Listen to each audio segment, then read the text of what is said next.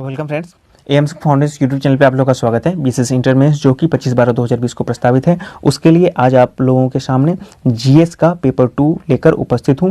इससे पहले जीएस का पेपर 1 और आपको हिंदी के 2 सेट अवेलेबल हैं, उसको आप हमारे टेलीग्राम चैनल पर जाकर देख सकते हैं। इसका पीडीएफ हमारे टेलीग्राम चैनल पर भी अवेलेबल रहेगा।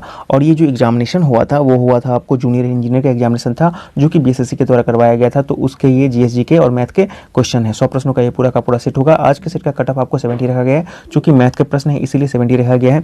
यदि आप 70 से जितना अच्छा स्कोर करेंगे उतना ही आप बेहतर आपकी तैयारी मानी जाएगी। 1/4 नेगेटिव काटना है, इस चीज़ को भी आप ध्यान में रखिएगा। वीडियो के अंत में जरूर बताइएगा कि आपने आज के सेट में कितना स्कोर किया। तो चलिए बिना वक्त गवाए वीडियो को शुरू करते हैं। प्रश्न संख्या 1 बोल रहा है कि ऑस्कर पुरस्कार किस क्षेत्र में उत्कृष्ट कार्य के लिए दिया जाता है। ऑप्शन सी इसका सही हो जाएगा, सिनेमा के क्षेत्र में। प्रश्न संख्या 2 भारत में पंचायती राज प्रणाली लाने का मुख्य उद्देश्य क्या था। 4 ऑप्शन है, इसको इतना से आप लोग देखिए। इसका सही उत्तर हो जाएगा ऑप्शन ए, राजनीतिक शक्ति का विकेंद्रीकरण कर आम जनता को हाथ में देना। शक्ति का विकेंद्रीकरण से जुड़ा हुआ है पंचायती राज अधिनियम। प्रश्न संख्या 3 बोल रहा है कि भारतीय सशस्त्र सेना का सर्वोच्च सेनापति यानी कि सुप्रीम कमांडर कौन होता है। तो आपको पता है कि हो जाएंगे भारत के राष्ट्रपति। ऑप्शन सी इसका सही हो जाएगा। 4 निम्नलिखित में से 1922 के कौन सी घटना चौरा-चौरी कांड से संबंधित है। भूमिकर, उसके बाद है बांग्लादेश बनने के समय सांप्रदायिक दंगे, रामप्रसाद बिस्मिल के नेतृत्व में लखनऊ के समीप रेल तगेटी, या फिर असहयोग आंदोलनकारी पर पुलिस गोलीबारी के विरोध में 23 पुलिसकर्मियों समेत पुलिस थाने को जला देना। तो इसका सही उत्तर हो जाएगा ऑप्शन डी हो जाएगा, असहयोग आंदोलनकारियों पर पुलिस गोलीबारी के विरोध में 23 पुलिसकर्मियों समेत पुलिस थाने को जला देना। प्रश्न संख्या 5 बोल रहा है कि कृषि के क्षेत्र में सुनहरी क्रांति किससे संबंधित है। मछली, तेल, बीज, अंडा, मुर्गी पालन या बागवानी शहद। तो ये जो सुनहरी यानी कि गोल्डन क्रांति का जो संबंध हो जाएगा वो हो जाएगा आपको बागवानी, शहद और फल हो जाएगा। 6 सफेद कीट जो एक महत्वपूर्ण कवक रोग है किस पर होता है। टमाटर, आलू, गेहूं या सरसों। सफेद कीट ऑप्शन डी इसका सही हो जाएगा, सरसों पर हो जाएगा। 7 यहाँ पे बोल रहा है कि 75 89 माइनस एक्स बराबर 3438। यहाँ पे एक्स का मान बहुत आसान है, इसका सही उत्तर हो जाएगा। उस तरफ ले जाकर इसको आपको है जो एक को ले जाएंगे तो प्लस माइनस कर देना है। तो 7 का सही उत्तर हो जाएगा ऑप्शन सी हो जाएगा। प्रश्न संख्या 8 बोल रहा है कि निम्नलिखित में से कौन सा एचआईवी संक्रमण का कारण नहीं है। 4 ऑप्शन को पहले इत्मीनान से देख लीजिए। इसका सही उत्तर हो जाएगा ऑप्शन ए, एचआईवी संक्रमित कीट को काटने से। मतलब क्या, ये मच्छर या कीट काटने से आपको ये एचआईवी का संक्रमण नहीं फैलता है, बाकी तीनों से आपको फैलता है। यदि आपको संक्रमित व्यक्ति के रक्त के आप डायरेक्ट कांटेक्ट में आ जाते हैं, या उसका यूज किया सिरिंज होता है, या फिर आपको सेक्सुअल ट्रांसमिशन के द्वारा यह गर्भवती माता से शिशु को हो सकता है। तो ए, बी, सी, डी से ये फैलता है, लेकिन ए से नहीं फैलता है। प्रश्न संख्या 9 बोल रहा है कि जैव उर्वरक के विषय में कौन सा कथन सत्य है। ये परितंत्र मित्र हैं, ये धीरे धीरे खेत को बंजर भूमि बदल देते हैं, ये धीरे धीरे मृदा में लवणता में वृद्धि करते हैं, ये मृदा की उर्वरता को घटाते हैं। जैव उर्वरक के विषय में मतलब कि आपको कथन सत्य है, ठीक है ना, ये चुनना है आपको। तो 9 का सही उत्तर हो जाएगा ऑप्शन ए हो जाएगा, ये परितंत्र मित्र हैं। प्रश्न संख्या 10 भारत का संविधान किस दिन को अपनाया गया था। तो 26 नवंबर 1949 हो जाएगा, 10 का बी हो जाएगा, ठीक है ना। प्रश्न संख्या 11 बोल रहा है कि स्कर्वी रोग किसकी कमी के कारण होता है।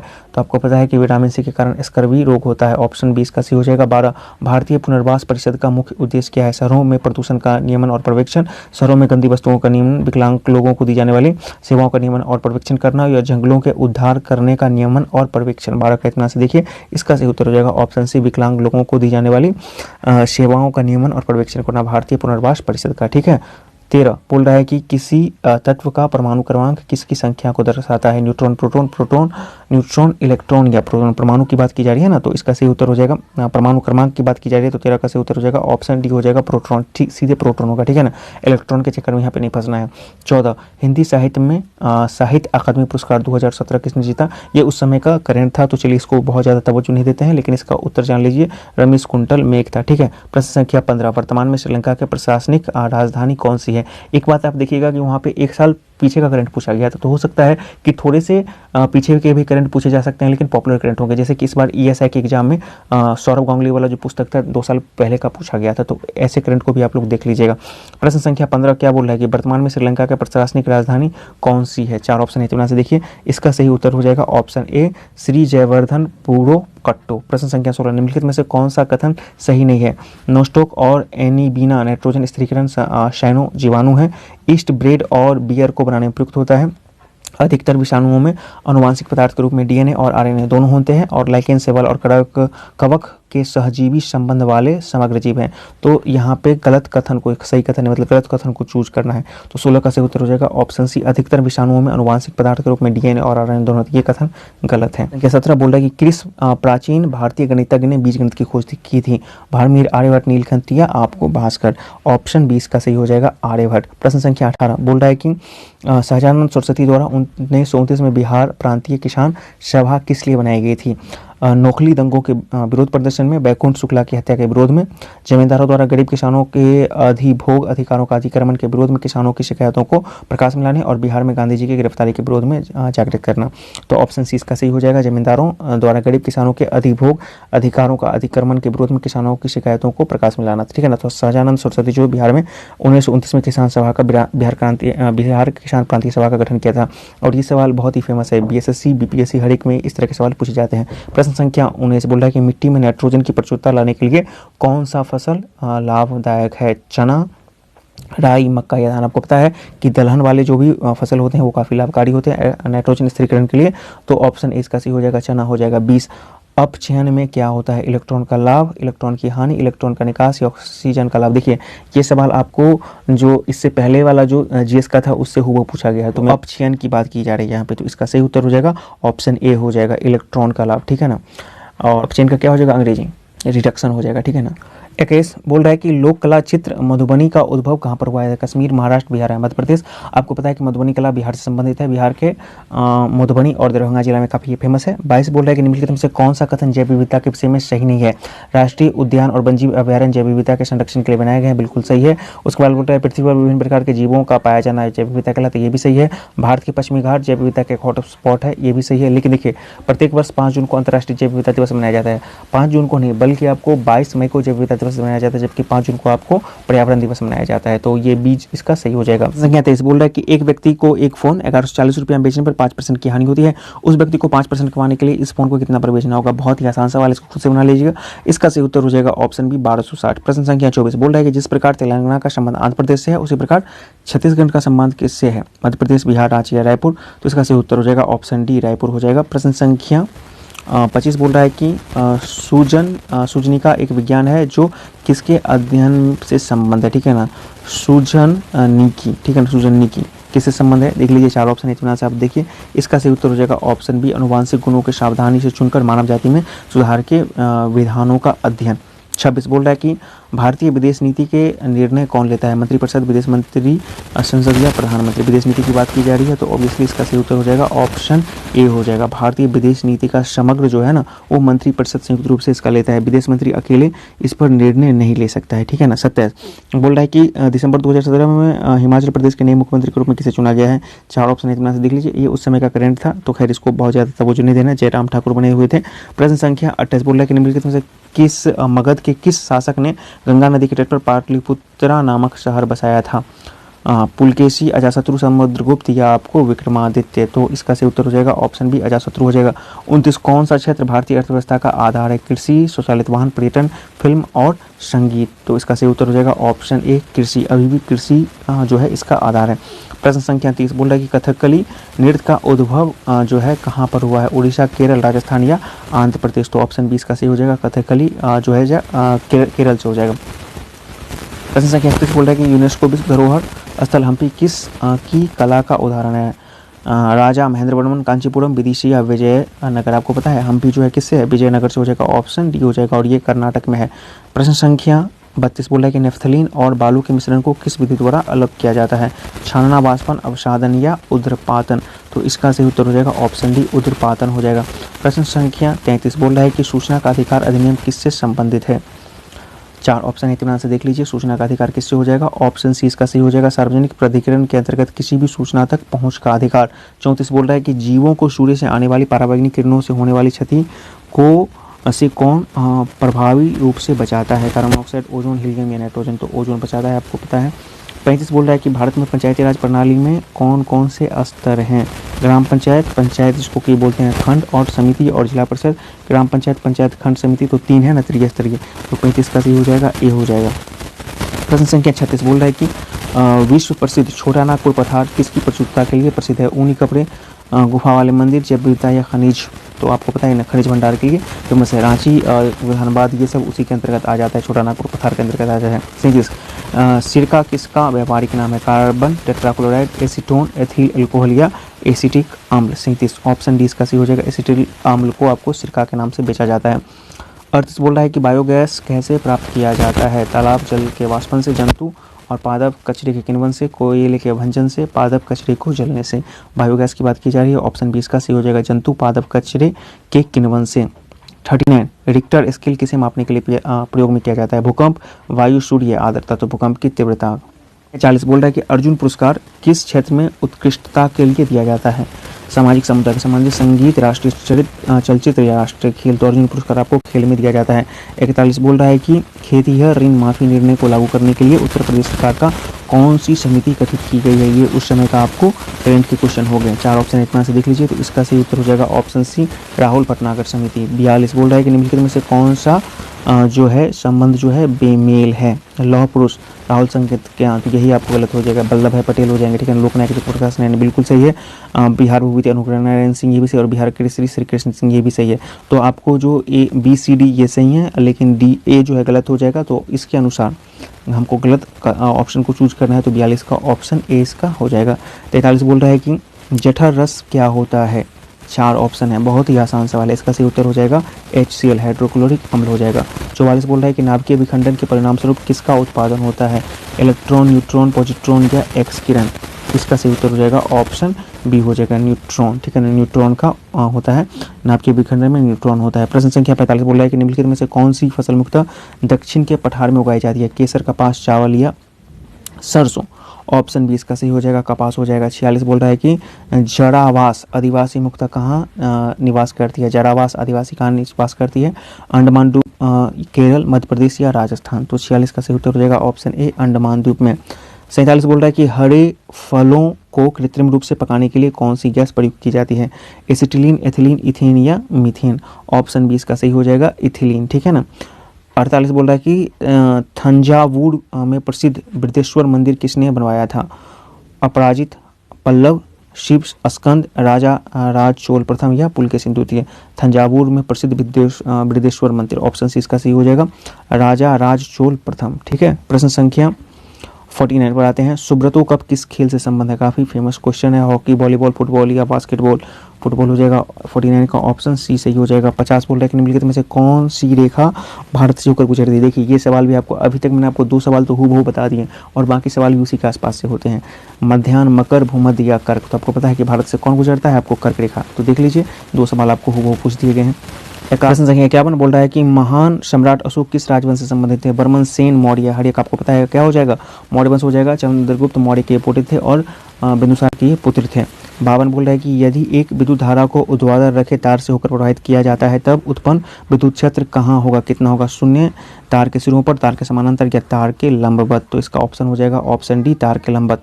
प्रश्न संख्या 53 बोल रहा है कि वह छोटी से छोटी संख्या ज्ञात करे जिसे 1056 में जोड़ने पर वह योग 23 से पूर्ण रूप से विभाजित हो जाता है। सिंप्लीफिकेशन का क्वेश्चन है, बहुत ही आसान है। इसका सही उत्तर हो जाएगा ऑप्शन सी हो जाएगा। 53 का ऑप्शन सी हो जाएगा। 54 बोल रहा है कि यदि किसी एक कोड को कश्मीर को इतना लिखा जाता है, उसी कोड लखनऊ को कैसे लिखा जाएगा?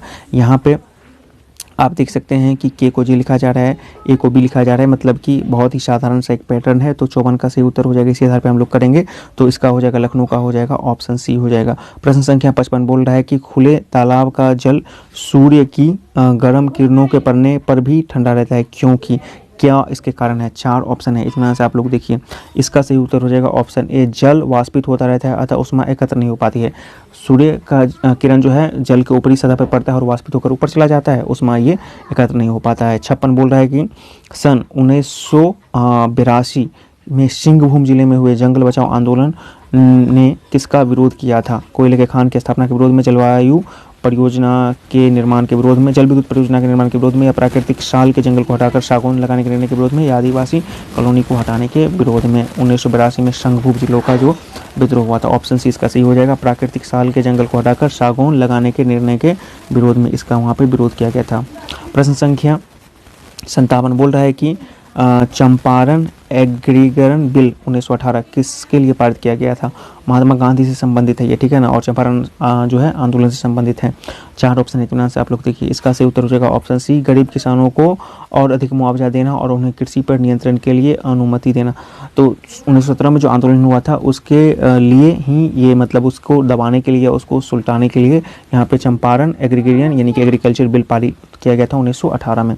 प्रश्न संख्या 58 बोल रहा है कि भारतीय संविधान में शोषण के विरुद्ध अधिकार किसे निश्चित करता है? शोषण का विरुद्ध अधिकार अपने इच्छानुसार शैक्षणिक संस्थान की स्थापना, एक विशेष व्यवसाय अपनाना, बाल मजदूरी, धर्म, जाति और आधार का भेदभाव। शोषण कहाँ पर हो जाएगा? तो ऑब्वियसली आपको बाल मजदूरी का विरोध। बोल रहा है कि 5:20 को के अनुपात को प्रतिशत में दर्शाने पर कितना होगा? तो इसको हम क्या करेंगे, 5/20 करके सीधे 100 से गुना कर देंगे, तो इसका कितना हो जाएगा? ऑप्शन बी हो जाएगा 59 का ऑप्शन बी हो जाएगा, 25% हो जाएगा। 60 बोल रहा है कि कौन सी नोबल गैस विकिरण चिकित्सा में प्रयुक्त होती है? जिनोन, रेडॉन, आर्गन या निनॉन?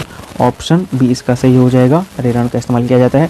61 बोल रहा है कि निम्नलिखित में से कौन सा राष्ट्रीय उद्यान एक सिंग वाले गेंडा के लिए जाना जाता है? काफ़ी ही फेमस और बहुत ही इंपॉर्टेंट क्वेश्चन है। ग्रेट हिमालयन सतपुड़ा, काजीरंगा या साइलेंट वैली? तो आपको पता है कि काजीरंगा नेशनल पार्क एक सिंग वाले गेंडे के लिए आपको जाना जाता है।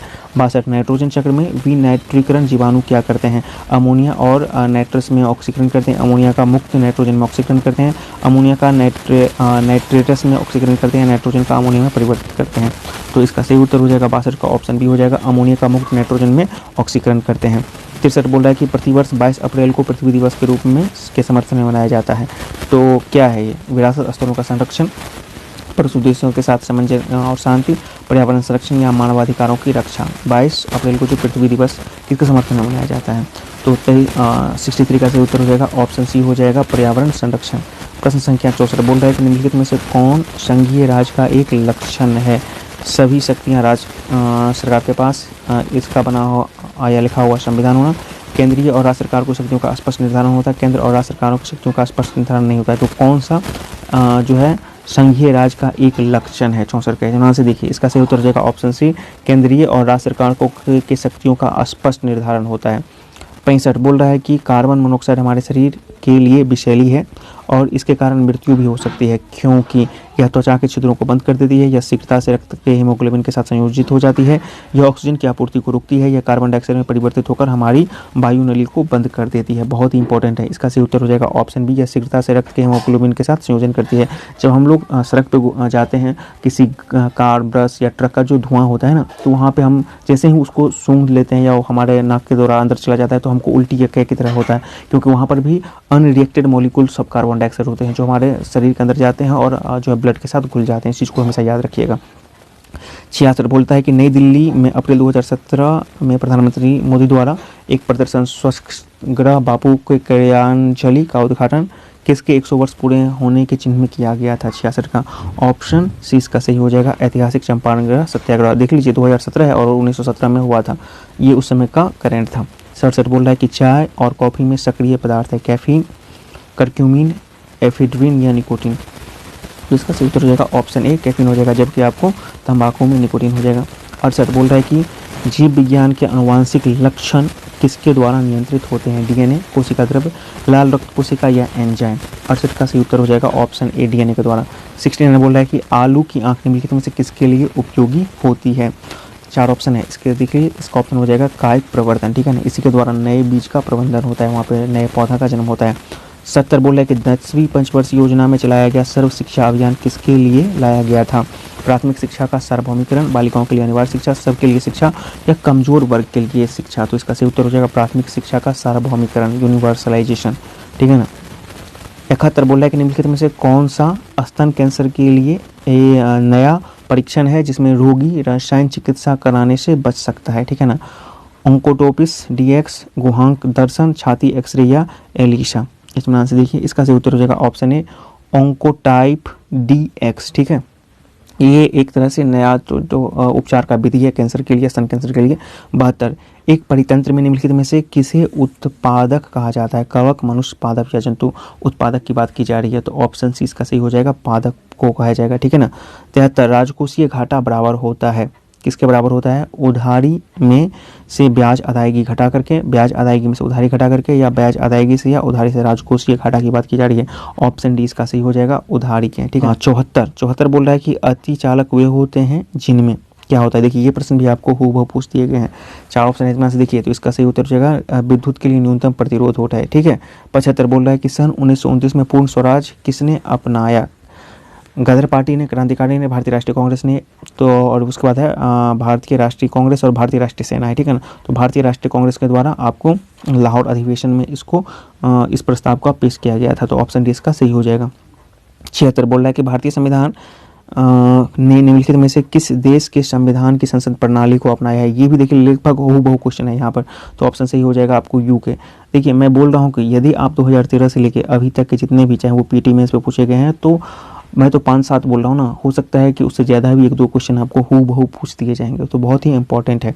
77 बोल रहा है कि सन 1768 में किस राजा ने एकीकरण करके नेपाल की स्थापना की थी? त्रिभुवन, ज्ञानेंद्र, पृथ्वी नारायण शाह या वीरेंद्र वीर विक्रम शाह?